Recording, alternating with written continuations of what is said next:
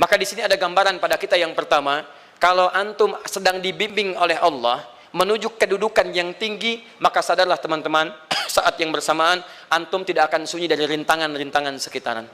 Catat itu baik-baik. Anda kedudukan biasa, naik luar biasa, maka hambatannya itu akan semakin meningkat, tidak sama dengan sebelumnya. Anda orang kecil, diuji dengan ujian kecil. Anda orang menengah, diuji dengan ujian menengah. Anda kedudukan yang tinggi, maka akan diuji dengan kedudukan yang lebih tinggi lagi. Maaf, Allah tidak akan menguji dedaunan dengan angin yang menerpa akar. Pasti berbeda. Karena angin ketika kedudukan semakin tinggi, maka angin semakin kencang akan menerjangnya. Yuk kita turunkan, jenis ujiannya bisa 3. Bismillah. Tenang aja mas, ya. Antum lihat aja, tulis ya, biar saya ngapus, insyaallah. Perhatikan baik-baik, sini. Kedudukan bersanding dengan ujian. Kalau rumus fisikanya, F berbanding lurus dengan P. Gaya berbanding lurus dengan tekanan. Jadi kalau antum misalnya, rumus asalnya F1 sama dengan F2, gaya gerak sama dengan gaya dorong. Kalau dikembangkan ke sini, tenaga kecil begini, maka yang bunyi kecil. Kalau besar, semakin besar lagi. Nah, memahami rumus ini, F sama dengan P. F berbanding lurus dengan tekanan. Ada gaya tekanan juga yang cukup kuat. Ketika antum pukul kencang, suara kencang. Tapi ini lebih sakit kan? Tekanannya lebih kuat. Itu agak berbeda. Itu dalam persepsi positif. Dalam persepsi negatif juga bisa. Gaya berbanding lurus dengan tekanan. Semakin orang banyak gaya, semakin tertekan hidupnya. Ya? Tanya. Sekarang lihat sini. Rumus ini kalau kita turunkan lewat ayat, am hasibtum an tadkhulul jannata.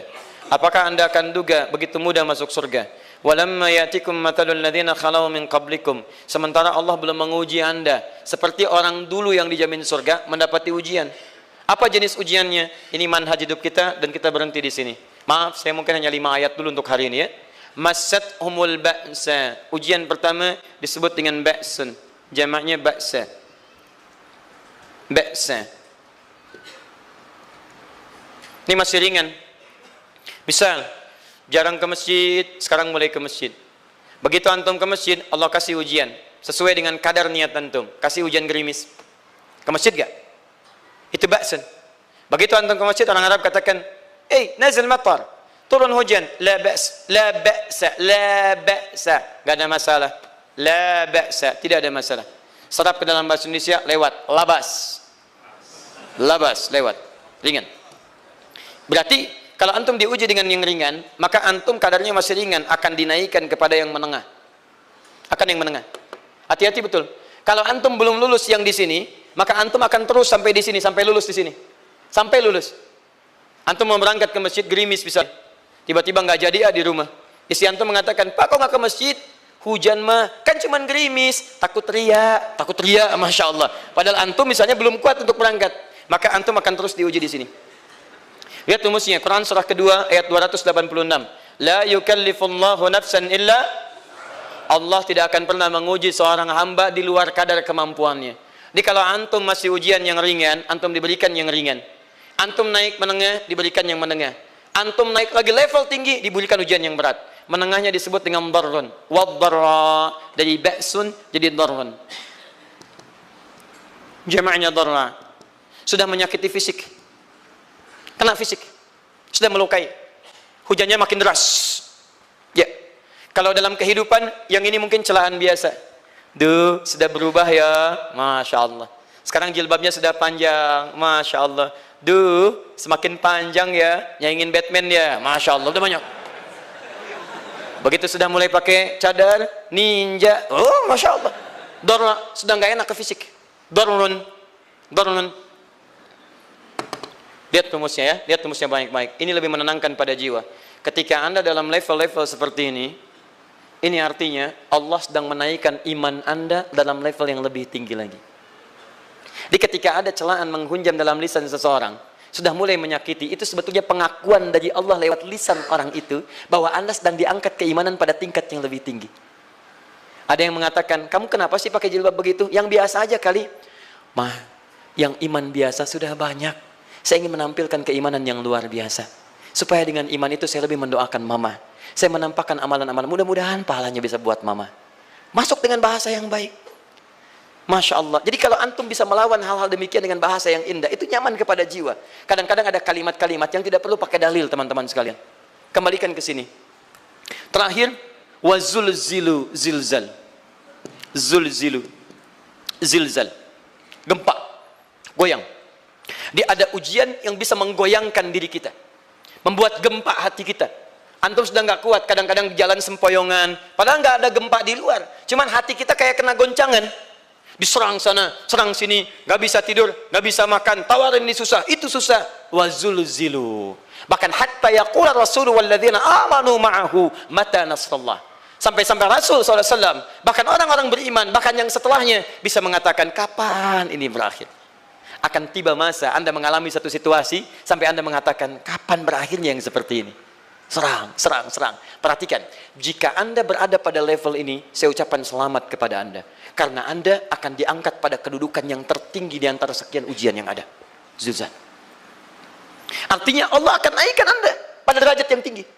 Karena hukum ujian tadi, la yukallifullahu nafsan illa wus'aha. Allah nggak akan menguji seorang hamba di luar batas kemampuannya. Jadi kalau Anda sudah dipandang oleh Allah siap menerima yang ini, maka Anda akan diberikan zilzal. Kalau Anda nggak mampu, Anda hanya akan diberikan darra atau ba'sun. Dimohon maaf, kalau di antara jamaah yang hadir saat ini, Anda merasa sedang punya masalah yang berat, membuat hati Anda goyah, saya ucapkan pada Anda, dari sekian hamba Allah yang ada di muka bumi, cuman Anda yang diberikan itu. Artinya Allah akan mengangkat derajat Anda. Ayo bahagia. Dan yakinlah, bukan orang lain yang dititipkan, Anda yang diberikan. Allah percaya pada Anda, kenapa Anda tidak yakin? Bukan orang lain. Jadi mustahil Allah memberikan ujian berat kalau Anda nggak sanggup. Karena cuma Anda yang sanggup, Anda yang dikasih. Makanya jangan mengeluh. Jangan katakan, ya Allah, kenapa saya, Allah?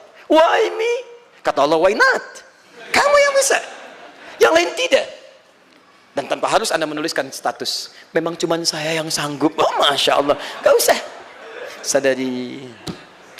Kalau bukan sayang, Allah itu punya sifat adil. Nggak mungkin menukar sesuatu di luar kadarnya. Antum tahu cicak? Halo? Jangan katakan wallahu alam, cicak. Cicak, baik. Bagaimana aktivitasnya? Merayap. Di mana? Dinding. Apa makanannya? Nyamuk. Nyamuk bagaimana aktivitasnya? Terbang. Pertanyaan saya, di mana keadilan Allah menjadikan makhluk yang merayap makanannya terbang? Kalau nyamuk masuk kategori pertama tadi, pintar dan tahu dirinya pintar, jadi mainan cicak. Cicak, ayo tangkap. Cicaknya cuma merayap, dianya terbang. Beruntungnya nggak ada nyamuk yang jenius. Tapi yang paling hebat, perhatikan bagaimana lisan orang tua kita menanamkan kalimat-kalimat untuk menanamkan tauhidullah subhanahu wa ta'ala. Cicak-cicak diam-diam merayap. Perhatikan, yang Allah tuntut pada cicak, merayap kamu. Walaupun cuma diam-diam. Lihat baik-baik, diam-diam merayap. Datang seekor, Masya Allah, ketika dia merayap, nyamuk datang. Lihat, bukan cicak mendatangi nyamuk, tapi nyamuk mendatangi cicak. Kalau cicak tidak merayap, mustahil nyamuknya datang. Allah hanya tunjukkan, kamu merayap ya, nyamuk datang. Sekalipun dia merayap, cuman diam-diam, nyamuknya datang.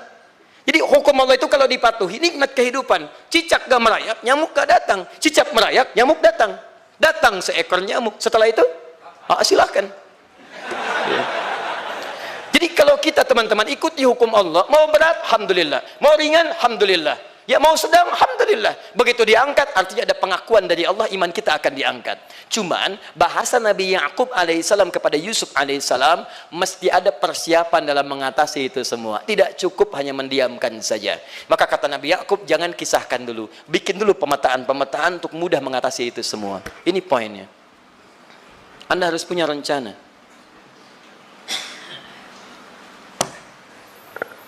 Maka Nabi Ya'qub menyiapkan, bekali dulu ini, siapkan itu. Kalau ambil ke aspek teori untuk kita sekarang, tafsir dari ini untuk menyelesaikan solusi di Quran surah kedua ayat 214 tadi, maka jawabannya ada di Quran surah ketiga ayat 142, paling kiri sebelah atas. Ini kanan sebelah bawah, ini kiri sebelah atas.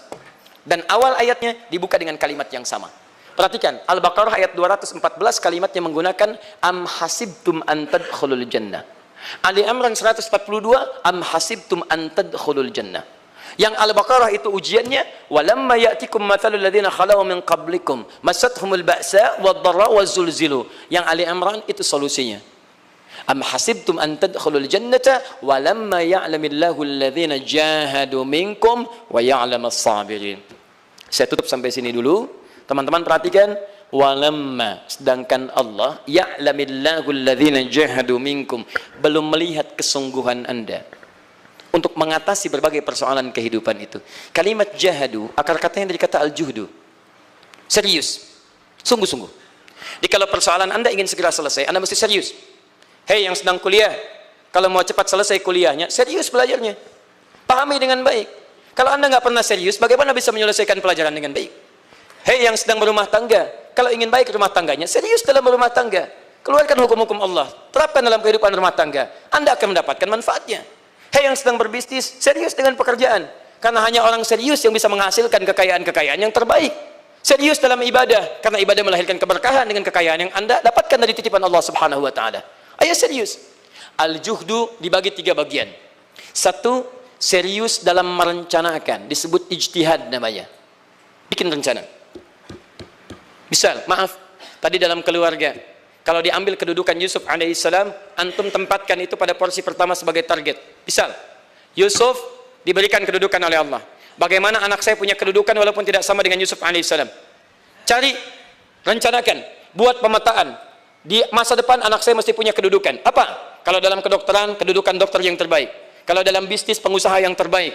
Misal, kalau dalam pemerintahan, jangan tanggung-tanggung, jadi presiden, jadi itu. Anda turunkan kemudian pendidikannya dari situ. Ijtihad direncanakan. Masuknya lewat sini, lewat sini, lewat sini, lewat sini. Seperti kemudian, maaf, Hannah dengan Imran rahimahumullah merencanakan hasil yang terbaik untuk Maryam, bahkan sejak dalam kandungan. Quran surah ketiga Ali Imran dari ayat 35 sampai 37. Paling kiri pertengahan sampai bawah. Idz qalat imra'atu Imran, Rabbi inni nazartu, bahkan nazar.